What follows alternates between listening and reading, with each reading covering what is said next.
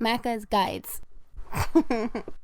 Hey guys, Macca here with another video for Red Dead Redemption 2, and in this video I'll be showing you how to get an easy $1,500 by completing the Strange Statues puzzle, and you can do this very early on in the game, pretty much as soon as you reach Chapter 2, although the earlier you do it, the more traveling you'll have to do that's kind of out of your way. Now I'm showing you on the map exactly where you'll need to go. It's pretty far north, a little bit to the east of the river by Donner Falls. To the south is the train track as well, so hopefully those are a couple landmarks that will help you out.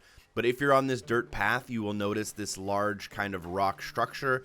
There's a tree kind of growing out the middle of it in a small crack that you can kind of run through. So what you'll need to do is you'll need to run into this area on foot. Obviously your horse will not fit. And you'll notice a small crack in the rocks, and if you go inside, you will find the Strange Statue puzzle.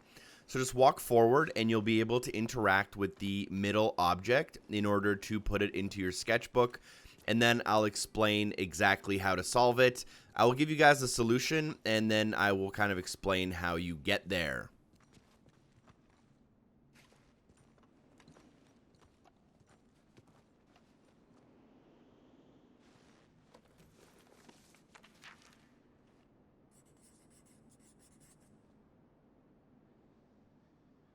Now, after interacting with that statue and drawing it into your book, you want to observe all of the statues, and your game will be exactly the same as mine. So don't worry if you're a little bit confused. I'll show you the exact solution.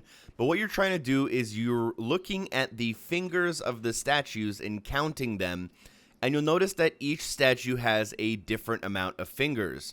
They'll be numbered with 2, 3, 4, 5, 6. And then there will be another one that has 4, but the one that has 4 with an arm missing actually is the number 7. Now, don't worry, I will zoom out now and show you guys a picture of all the statues with their attributing numbers if you can't figure it out yourself for some reason, and then I'll just tell you exactly which ones to push. Now, in order to complete the solution, you will need to interact with all of the statues that represent a prime number. In this case, that is the statue number 7, number 3, number 5, and number 2. If you will follow along with the video, you'll want to start with the one directly in front of where the bird is facing. After that, you will want to push the button on the statue to its left. If we're going counterclockwise, that will represent the number 3. Continuing in that same direction, we will skip one statue and then push the button on the next statue. If you push something wrong or want to reset the entire puzzle, these buttons can all be pushed from the back side in order to be reset at any point. Last but not least, continue in that direction, skipping one statue, and then you will interact with this one, which has the 2 middle fingers representing the number 2. If done correctly, you will hear a loud audible cue. That means that the statue in the middle has opened up and revealed 3 golden bars inside. Make sure you take all 3, as all 3 are different interactions.